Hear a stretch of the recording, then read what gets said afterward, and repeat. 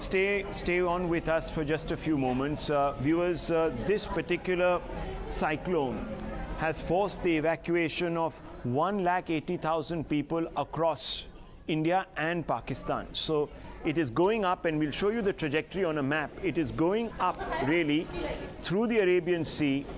It goes through Gujarat. Jakhau is the exact spot where landfall has been made.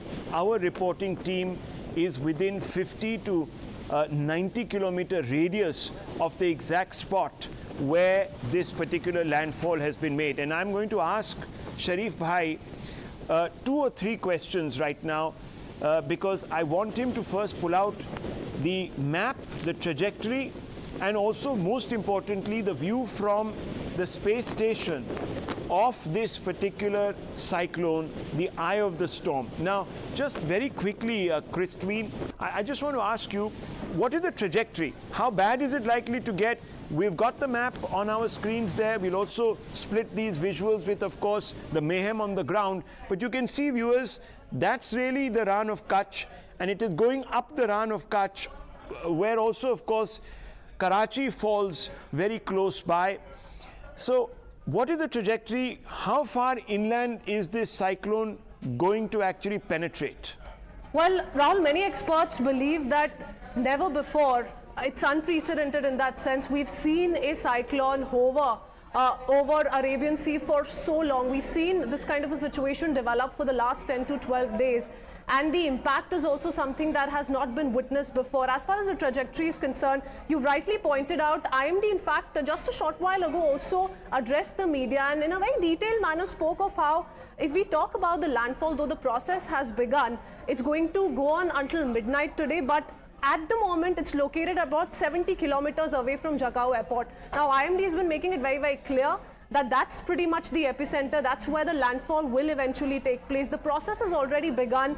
It's a crucial couple of hours, the next few hours, because the landfall process will go on till midnight. We've seen already, trees being uprooted. We've seen a lot of devastation on ground. Our reporters have been getting us all of those details coming in. And of course, it's going to pass through the Kutch Saurashtra region.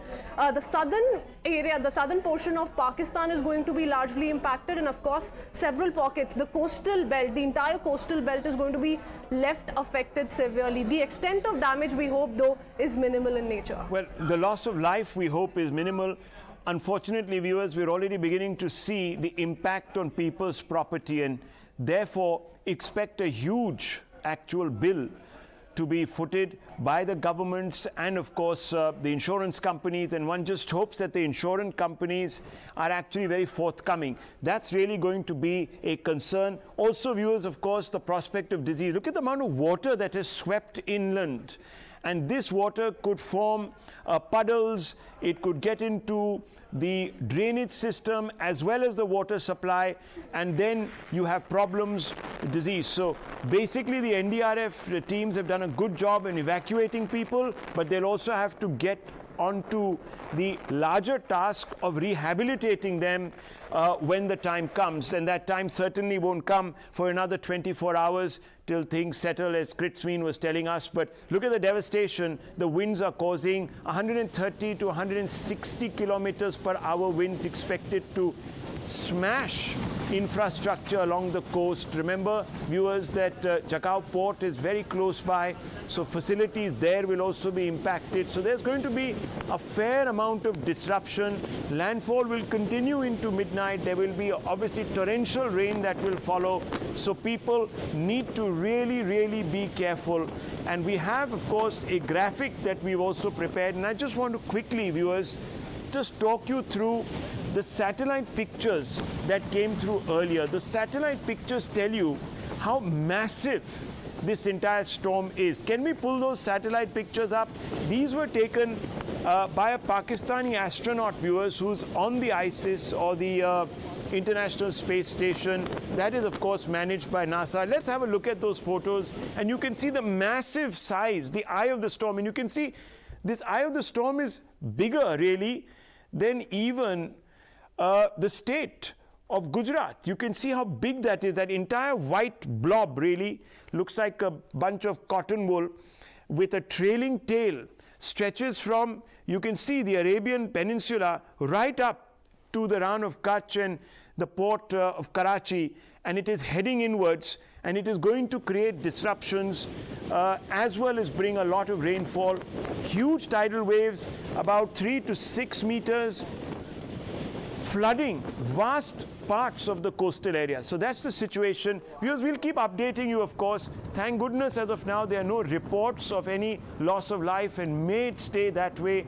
Unfortunately, people's homes and other infrastructure have been flattened, at least in the coastal corridor where the landfall has been made, where the eye of this storm is located. You can see that massive photo taken from the ISS, the International Space Station, showing you the size of this. And remember, viewers, these types of cyclonic disruptions were not very common in the Arabian Sea, but we are going to see more of them as climatologists apprehend would be the effect really of global warming. That's what it's all being put down to: freak weather events, black swan events, and of course accompanied by the warming of waters, which completely disrupts the patterns of the wind, also of course leading to the formation of these massive. And it's not just happening here, viewers, in or mostly now along the western coast of India. It's also happening on the east coast of America much more than in the past. So you have massive windstorms, you have massive cyclones, typhoons, etc. coming right through mainland America up the east coast, which was something that was not seen in the past. So expect more and more of this. It's a wake-up call from nature. Whether we adhere to it, whether we accede to it, of course, no one can say, but just watching this makes one think with a great deal of trepidation, look with a great deal of trepidation to the future.